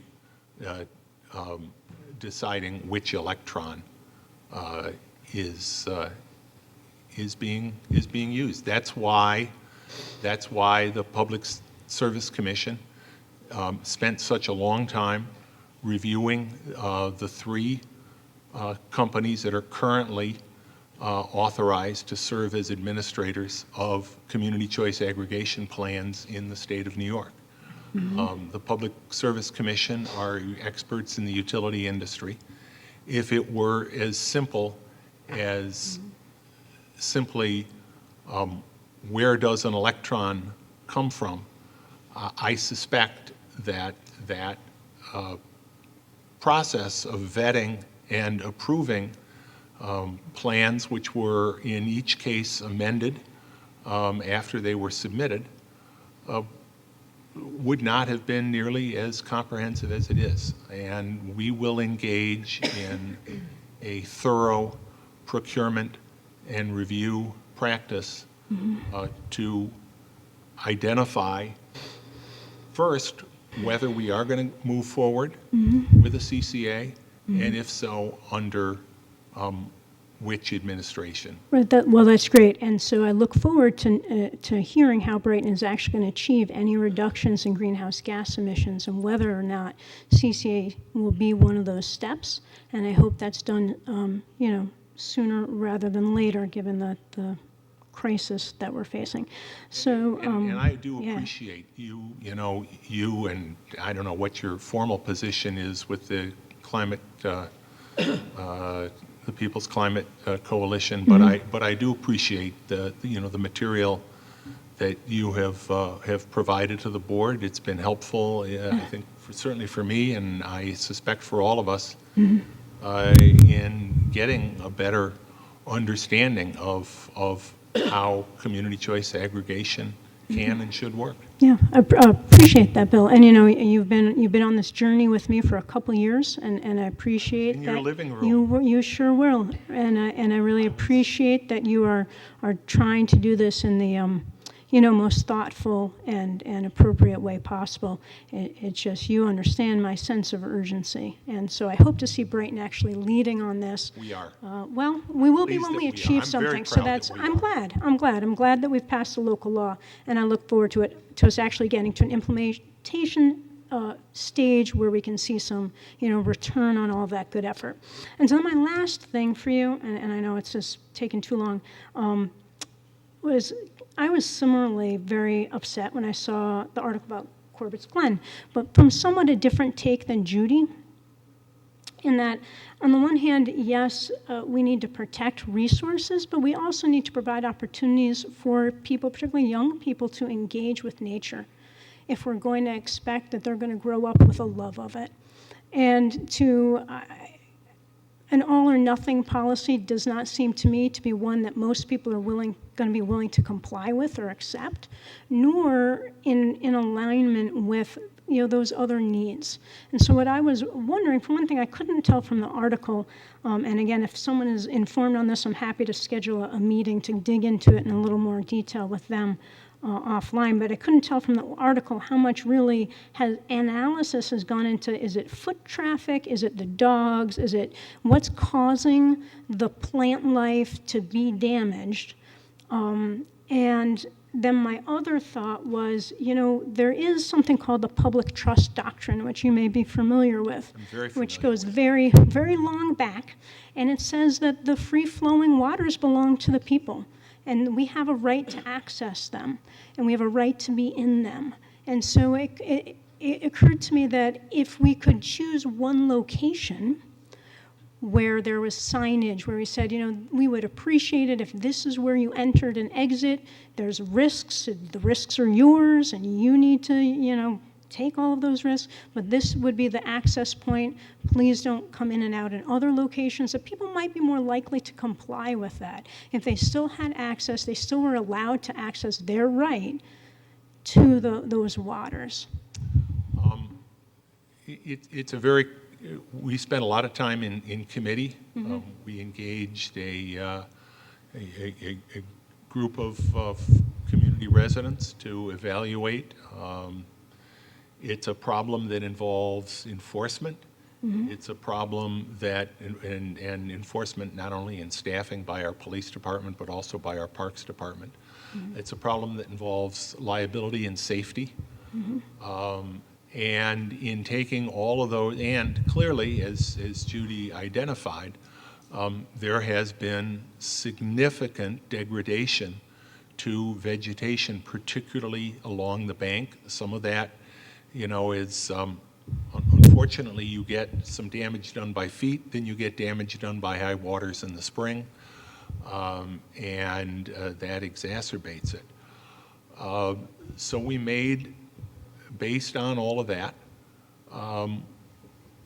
we made that decision. Now, I couldn't agree with you more. I am on the Brickyard Trail every day that I'm in town. It is a glorious opportunity to get close to nature. I have learned a lot from my fellow trail walkers. I have seen muskrat and deer and fox and blue herons and those beautiful snapping turtles that are out there now. Each park has its own natural elements to it. And I know my grandchildren love going out on the Brickyard Trail because they can see the frogs, see the tadpoles. You don't have to get into the water. You don't have to get into a creek that flows quite quickly, that has rocks, and that has vegetation that is damaged when people enter it to enjoy nature. We want people to use Corbett's Glen. We want people to use the Brickyard Trail, and I'm so pleased that they are. I will say, and it's just happened. It's, the signage is new. I heard from residents. They are pleased. They saw fewer people in the water. They saw less litter already. And so I think, again, that's a first step. It is a good first step. Right. And So, Bill, I can't disagree with much of what you say. I mean, each park is a gem, and obviously, I'm so grateful that we put in the Brickyard Trail, and I know, you had so much to do with that, and that's wonderful.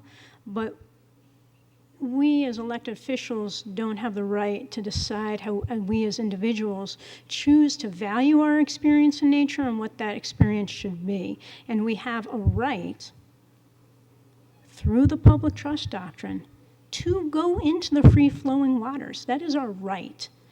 And I think we need to. I'm glad some people are happy about it, and I'm sure there's value in it, but I think there needs to be a compromise position. I really hope you'll take some time, all of you, to think about that and find a way where you can still allow little children to touch the water.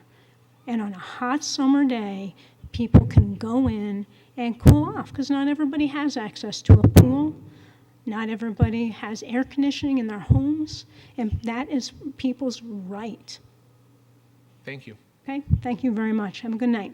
Thank you. Is there anyone else that would like to address the board during the open forum? Nate? Could I interject? Could we limit this somewhat? We've been at this an hour and 35 minutes, and we haven't even approved the agenda for this evening. That's Please. all right. I appreciate people taking the time to come in and speak to us. I'll make it as quick as possible. I'm not here to take up too much of anyone's time. Well, hello, everybody. Good evening. My name is Nathan Campbell. I live at 350 Cobb Terrace. I'm a Brighton resident now. I've been a Brighton resident literally my entire life. I'm a product of all four schools, and whether that says a lot of good things or bad things about the school, we'll figure it out. I'm really glad we touched on the Brickyard Trail, because that's exactly what I want to talk about today. When I was out there earlier, I saw 4 different piles of dog manure, 4 in bags and 4 outside of bags. I'm very concerned what this represents for our community, because this can be dangerous. Right outside of London, England, about 7 years ago, a young girl, 2 years old, was playing in an area where dogs were not allowed. Nevertheless, there were a pile of dog droppings there. And she fell, planted her hands partially into the manure, wiped her hands off, and then later sometime that day, wiped her eye with one of those hands. Later that night, she got an infection and her eye was sealed shut. She had toxoplasmosis, and it was life-threatening. The doctors did everything they could, and they saved her life, but to this day, that little girl is blind in her left eye. A lot of dog owners really think that leaving one pile of droppings out there isn't going to hurt anybody, but on the contrary, it can be very dangerous. So I would like to see more signage. Outside of the Brickyard Trail, beautiful by the way, I was in it today, there's a sign that says up to $75 fine for violating the leash law. Well, I believe those same fines apply, if my understanding of the town code is correct, to leaving your dog droppings out and not properly disposed of. So my suggestion is, why not have a sign like that? Also, I'm also concerned with the measure we're taking with the fines. Now, to my understanding, correct me if I'm wrong, it's $25 for a first violation, then $50, then $75, correct? I don't think that's punitive enough. I got 25 bucks in my pocket right now. It's not going to deter people. I really think it should be more. And along with the sign, we should do what London does. Well, besides having a 1,000-pound fine, which I'm not so sure if that's a good idea. We use dollars in this country. They have a little slogan, children will put anything in their mouths. People leaving their dog droppings out, they're not malicious. They're not bad people. They just don't really know the threat it can bring. So let's let them know. Thank you very much. Thank you, Nate. Is there anyone else that would like to address the board during the open forum? And hearing none, we'll proceed with the agenda. Can I have a motion to approve the agenda? Did we receive, Dan, any written communications to be added? Yep, Judy's. Okay. So if we can approve the agenda with the addition of material received from Judy Schwartz as an item of communication, can I have such a motion, please? So moved. Second. Any discussion? Dan, please call the roll. Councilmember Vogel? Aye. Councilmember DePonzio? Aye. Councilmember Werner? Aye. Councilmember Wilt? Aye. Supervisor Mealy? Aye. We have no bids or public hearings tonight. Can I have a motion to receive and file the communications, including the material that we received from Judy Schwartz? So moved. Second. You guys are fast tonight. I think I heard Jim Yes. and Robin as seconding that. We have the community report from Jewish Senior Life. The full report is available. We also have the Monroe County 2019 through 2024 Capital Improvement Program transmittal letter, and that full program is also available. That's an important document relating to plans that the county has for various improvements, including highway improvements on county highways. The 2017 Stop DWI report. We have correspondence from the Environmental Facilities Corporation noting that a portion of bonds that were issued, I believe, back in 1999, right? Have been paid off for this year, and our last payment of $20,000 plus a little bit will be due next year in April. We also have a referral to the Town of Pittsford Planning Board that has been copied to us by Monroe County Planning relating to a proposed subdivision of a parcel in Pittsford on Allens Creek Road at 509 Allens Creek Road. Oh, yes. Then we have, these are the tough ones. Our town assessor, Elaine Ainsworth, who has served the town of Brighton for nearly 30 years, is planning on retiring. Now, this is not something that comes as a surprise to us. In fact, Elaine has been working with us as she developed our reval plan, and not only came up with a great way to effectively conduct the revaluation at a reduced cost, but also train a successor. And she has done exactly that. So when Sue retires, effective as of July 21st, 2018, Sue Wentworth, 18. But you said Sue. Elaine. Oh, Elaine, yes. Well, I had Sue on the mind. I had Sue Wentworth on the mind because Sue Wentworth will be, who was very active in the reval and is herself trained for the position, will be stepping in as our town assessor as of July 22nd. So we're sorry that Elaine, but boy, we wish you well. You've done a great job for us. So responsive to people in the community. She has really been remarkable. So along with Judy's submission, those are our communications for this evening. Any further discussion on any of those? We have a motion and a second to receive and file. Dan, please call the roll. Councilmember Vogel? Aye. Councilmember DePonzio? Aye. Councilmember Werner? Aye. Councilmember Wilt? Aye. Supervisor Mealy? Aye. Committee reports. Community Services. Robin.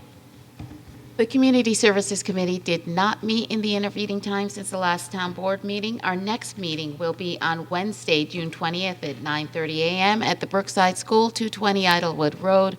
As always, members of the public are invited and welcome to attend. Thanks. Thank you. Jason, Finance? Yes, the Finance and Administrative Services Committee met last Wednesday, June 6th. Each of the items that were discussed in committee will appear on tonight's agenda to be voted on. There was a discussion item worth noting that the FASC reviewed and discussed the quotes for the Monroe Avenue GIGP interpretive signage with Mike Guyon. 3 quotes were solicited. The lowest quote is from Fossil Industries in the amount of $2,781. All procurement procedures were followed. No official action will be needed by this board because we're under the applicable thresholds. So the specifications for the signage were included in the quote solicitation per the grant requirements. So hopefully we'll be seeing those soon. Our next meeting will be on Wednesday, June 20th. We will meet at 8:30 in the morning. That's our summer hours. We meet in the Stage Conference Room here in Town Hall, and the public is invited to attend. Thanks, Jason. Jim, Public Safety? Public Safety met yesterday, and at that time, we went through a number of reviews here. The Brighton Ambulance reported they had 501 calls in May, and Brighton Fire year-to-date has had 1,139 calls. And let's see, also the report on one of the residents had concern about waterfowl on private property, feeding and potential challenges that come with feeding them in a residential area along traveled highways, that they become somewhat of a temporary nuisance there. We're going to be looking into that a little more, but also Torrington Drive, there was speed concerns along Torrington Drive between Elmwood Avenue and Monroe, and several residents had, addressed the concern with the use of street cut-through, which is happening, and ongoing with the police department with data collection and sharing that information. Once it's collected, we'll be looking to address the concerns and put an education and an enforcement plan together with regard to that. And so Public Works will be addressing additional speed limit signage at both entrances to the street. And let's see, the commercial business addresses on Monroe Avenue. Susan Edelman expressed the discussion of business addresses and signage and the inability to see and find various businesses along Monroe Avenue. we're looking into that as well, but most of the businesses prefer to have their own logos out as opposed to, say, a number, but that is, as far as we're concerned, we're going to be looking at promoting having the actual identification. And they are required to have street Yeah, they are numbers. required, at least 4-inch letters. So more to follow on that. And our next meeting will be Tuesday, July 10th at 8 o'clock at the lower level community meeting room. Thank you. In the Torrington, I just want to add, you know, the chief and I have offered, and I'm hoping we're going to be able to get a neighborhood meeting set up, and that's a good opportunity. We have done this in a number of neighborhoods. They're always valuable, again, in part, just part of the community policing outreach that is so central to the work you do. But it is an opportunity for neighbors to not only talk about concerns like the specific one on Torrington about speeding and cut-through traffic and options that might be available to address that, but also some just personal safety tips that often people get from those. So we'll look forward to setting that meeting up. We had the discussion range to, you know, sidewalk snow removal, and really a good wide discussion, and I appreciate that. Thanks, Jim. Chris, Public Works. Public Works met last Tuesday, June 5th. It was quite an extensive meeting. We first looked at the Buckland drainage issues. We see that the wetland is encroaching onto our fields, at least onto our trail there. And the question is, will the cleaning of the culvert, drainage culvert, have any impact? But then what sort of notice and permitting is going to be required? But apparently, and staff took a look at the issue, simply cleaning the culvert will require that the town notify the Army Corps of Engineers after the work has been completed, but any additional work in the wetland will require that the town obtain a nationwide permit from the U.S. Army Corps of Engineers that they be notified and approved any further disturbance. So the staff's going to continue to look at that in the hope that we don't get any more water intruding any further. Under new business, the Sawgrass Development project was looked at, which would develop an additional building on the remaining parcel at the Brighton Meadows project.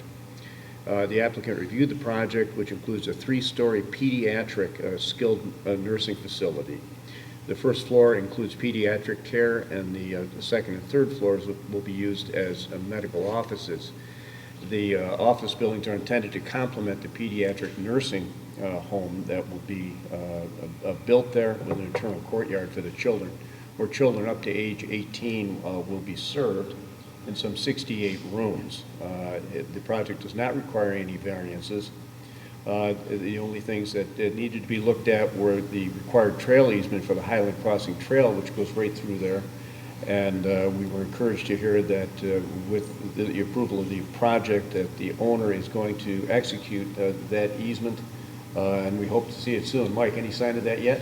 Nothing yet, Chris. Still waiting, still talking with the. I'll believe it when I see it, and I continue to be terribly concerned with their inaction. They require town approvals. They will not get those approvals.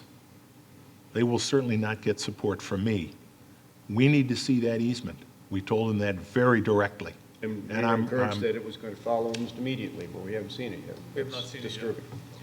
There is also a conservation easement in that area, and the project would have some impact on it, but it would be reconfigured and be maintained or slightly increased. With town approval, subject to town approval. By all means. It is a conservation easement that requires our action. The applicant did indicate they did not foresee seeking comita or other tax relief. And that's important. We also then discussed A-frame signs. A resident, or a former resident of the town, sent us a letter with pictures indicating that it did not appear that people were taking our code restriction on A-frame signs. The freestanding signs, usually out front of businesses and such, that we see are not permitted in the town. He then provided us, as I said, a series of pictures of quite a few signs that obviously were in violation. And staff asked that we take a look at that because it's very controversial. The merchants very much want to use these freestanding signs. They feel they're important to their businesses. And at the same time, the law is there for a good reason because they do disturb what you see on the street. They do clutter up the streetscape. And so several options were discussed. One would be to amend the town special events law to lengthen the period of special events when such signage might be permitted. Also taking a look at other communities to see what they're doing there as well. But at this point, we do have a regulation, or code requirement that A-frame signs not be permitted, and we're going to be looking at the impact on enforcement of that. Also, we looked at the contractor lawn debris, and lawn debris in general can be an issue in town when it's people do not obey the law, which requires that lawn debris, particularly at the spring cleanup and in the fall, that it be left on the lawns rather than in the street. It's a real hazard, and we talk about it incessantly here. And people continue to think that by putting it in the street, they're helping the process. Just to the contrary, it is contrary to the law. One thing we have looked at, though, or we will be looking at, is whether or not we might require contractors to have a permit, which would require them to come into town hall and be educated about that law. And also perhaps further requirement that they remove any debris that they clean out of a customer's property, but we're going to continue to look at that because it is a process that, excuse me, the next one. It is a problem. Also, we looked at the tree process, and our new Commissioner Guyon provided us a flow chart of how tree decisions are made, and it's quite complex. And at his suggestion, it appears we may be moving the tree council to the head of the process. Certainly before any tree removal proposals be presented to the Public Works Committee, that they start with the Tree Council as well. But it was good to have a look at that, a comprehensive look at the process and the flow chart. And also we chatted briefly about the status of the comprehensive plan, and we're very hopeful that we're going to see a final public workshop in late June or July, with presentation to the board for approval in July or early August. Next meeting, July 10th at 9 o'clock a.m. Thank you, Chris.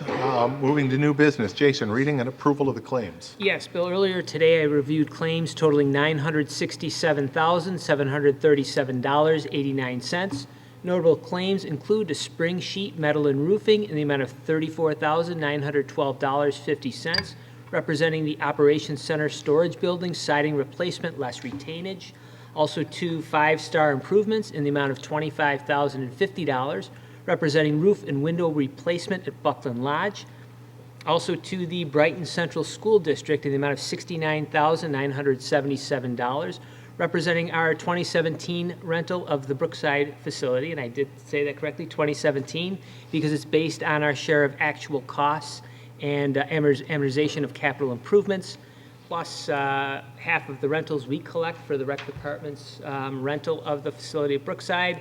And then we also get a credit back for the school district's use of the Buckland Fields by Brighton High School baseball. It's a very complicated formula, but it works. And finally, to Paris Kerwin Associates in the amount of $218,058.60, representing commercial insurance premiums, namely general liability, property, police liability, public officials liability, and umbrella coverage. The claims all appear to be in order, and I move that they be approved. Can I have a second? Second. Any discussion? Hearing none, Dan, please call the roll.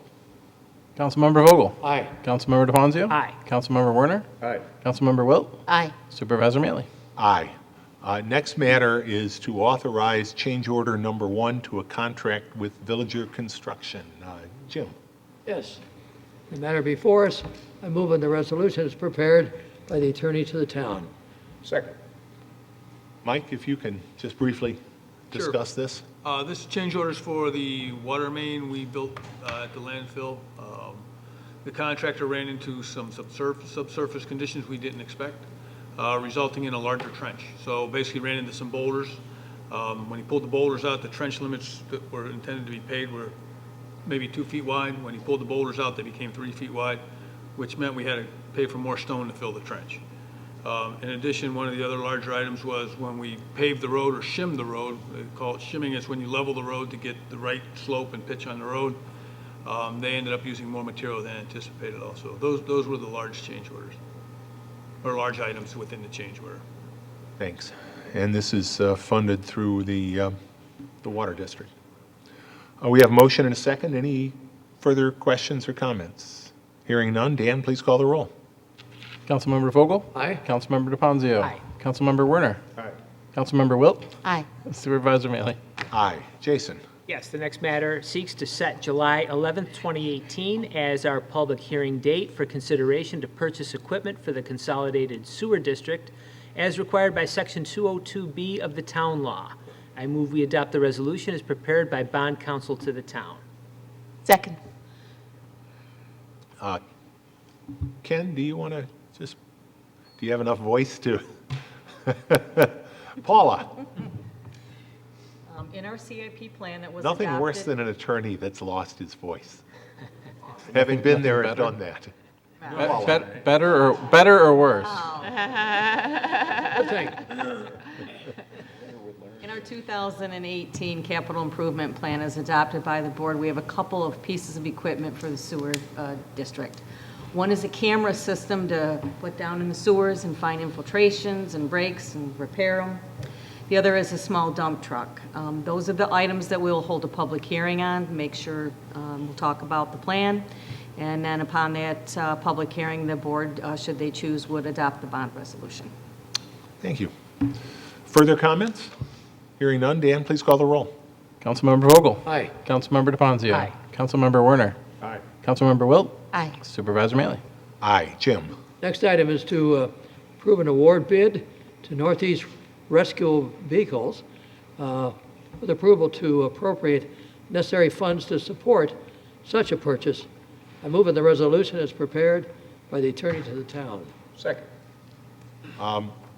For many years, we have worked in partnership with Brighton Volunteer Ambulance through the Ambulance Special District and have procured vehicles for them based on recommendations by a committee from Brighton Volunteer Ambulance.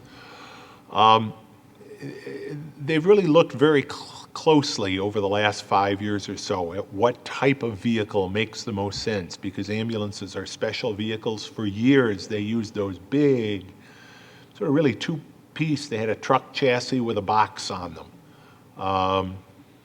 They were not terribly energy efficient. They were quite large and quite expensive.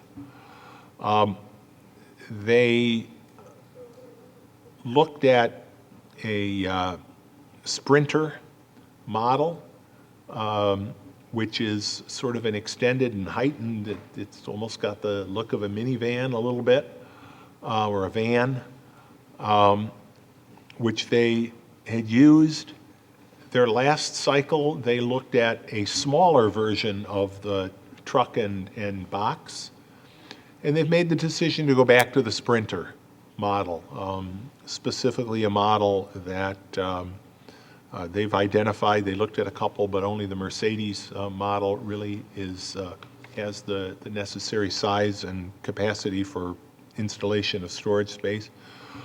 So they went out to bid, got bids, actually did come in a little less than what was budgeted.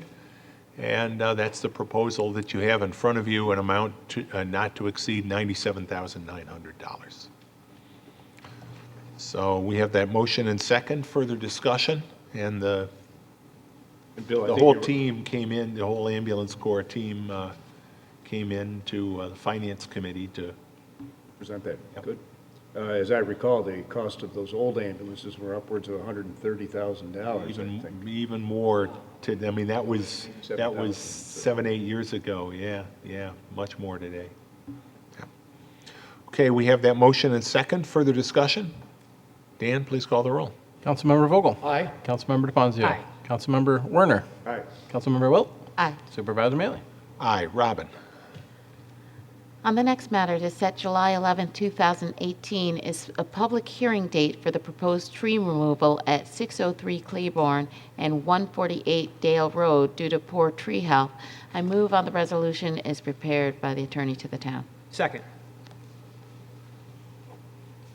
And that really speaks for itself. Those two trees are in bad condition. They've been reviewed. They've suffered windstorm damage, and for safety reasons need to be taken down. They're in the town right-of-way.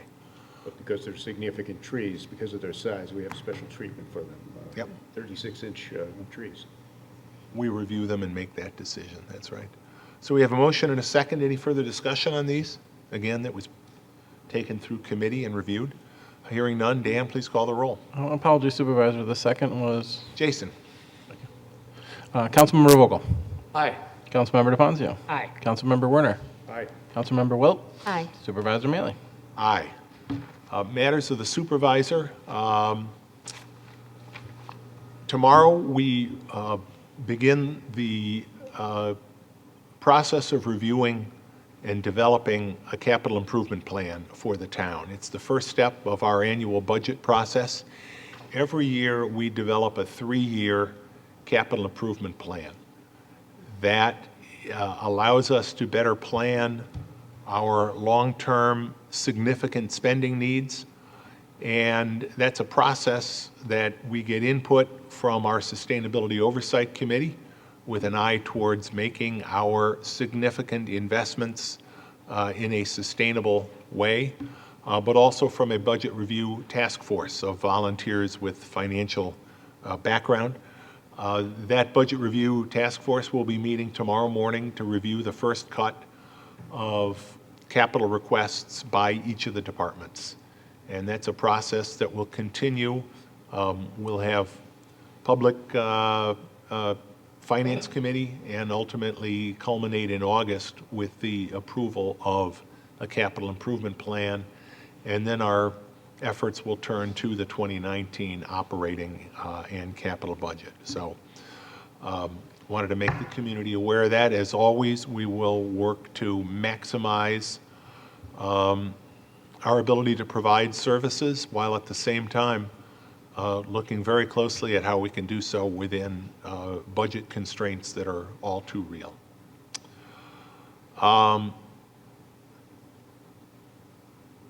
I've heard quite a bit, and largely with great concern about the Reimagine RTS plan. This is a plan that RTS has put out in draft form to reconfigure their bus system. I have many significant concerns with the Reimagine RTS plan as it applies to the town of Brighton, and in some respects as it applies to the broader community.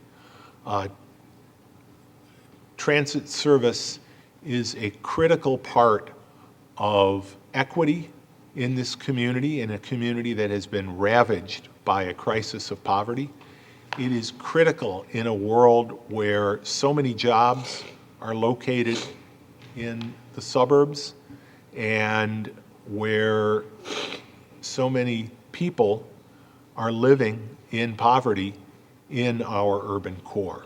It is important that we have a public transit system that connects those two. It's also important, and we've talked about it, that part of the problem with the concentration of poverty is the concentration of housing opportunities. This board has taken action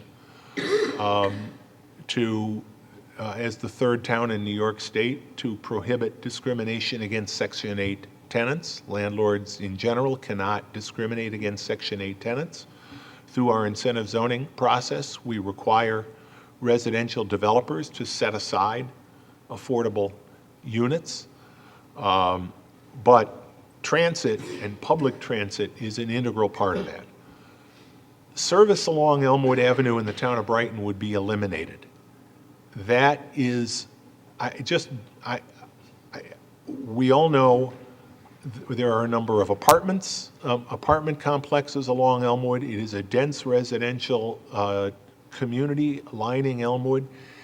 And Elmwood Avenue culminates at the county's largest employer, the region's largest employer, the University of Rochester and the University of Rochester Medical Center. Instead of cutting access, and this plan dramatically cuts access from Brighton and from other areas to the U of R, as well as to some of the other universities and healthcare facilities, we should be looking at ways to enhance access. We should not be looking at privatized transit options. And this new plan really relies on privatized and, in some cases, very limited availability transit options. Buses from the University of Rochester that serve students are not a public transit system. That's a nice little private perk for students of the university. It doesn't get employees back and forth. It doesn't get patients back and forth. That's important. Uber is not a substitute for public transit. And yet if you read their plan, again, it's clear that that is intended to be a major part of transportation systems, particularly when you get outside the urban area. Now, in their plan, they talk about urban, and they talk about the importance of 15-minute frequency of service in urban areas, and I agree with that. However, although generically their plan identifies most of Brighton as well as the city of Rochester, really everything inside the 590, 390 loop as urban, they discontinue what they would consider to be urban and frequent service at the city line. The Monroe Avenue bus line, which is one of the most important lines serving Brighton, the city, Pittsford, will have 15-minute service, but only as far as Highland Avenue. The Brighton portion of that route clearly meets the definition of urban. You have commercial nodes, you have real estate, commercial retail up and down the avenue, backed by thousands of residential units. Obviously, that extends out to Pittsford Plaza and beyond to the village of Pittsford. Again, those are areas where, one, we should be encouraging people from a climate perspective and from a traffic perspective to be taking public transit, not making it harder for them to do so. Those 15-minute buses shouldn't end at the city line. They should continue through the densely populated areas of Brighton to major retail centers along Monroe Avenue. I could go on, but suffice it to say, and I did have a meeting, and I appreciate Bill Carpenter from RTS coming out to meet with me. I shared these concerns and a number of others. I will be putting them in writing to RTS. But the takeaway I want to give to the community as a whole, go to their website, go to the Reimagine Rochester website, and if you have the same concerns I have, whether they're about service in Brighton or other elements of their plan, I encourage you, I implore you to submit your comments. And let's get a transit system that better serves all of the members of our community. Couple of events that I was at, but I want to talk about in particular the Brighton Chamber of Commerce awards ceremony today. Really recognize the importance of education in our community. In a number of respects, it was a great event. They recognized the school district for their efforts in going green and working with Impact. What's their Impact Waste? It's Impact. Well, it's the contractor that's working with them to become a zero waste operator, and its impact, I'm sorry, I apologize to them, but they were recognized for that work. The Hillel School was recognized for their community service. Again, that common theme of education, and others who have really contributed in many ways to the community. And I appreciate the Chamber of Commerce, who themselves contribute to the community doing that work. Also want to note the 4th of July. As always, Brighton has a great celebration and an all-day celebration planned for the 4th of July. It starts at 8 in the morning with the Chamber of Commerce 5K race, which starts at Brighton High School.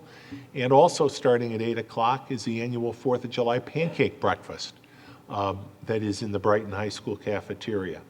Adults are $7, but if you run the race with your bib, you get in for $5. Kids and seniors, I'm not quite sure what the age is for seniors, but kids and seniors are also $5. That pancake breakfast will be from 8 to 11 on the 4th of July. Then all day, starting at 2 o'clock, there will be music, food vendors, rides, family fun from 2 until 10. This is all out at Meridian Center Park.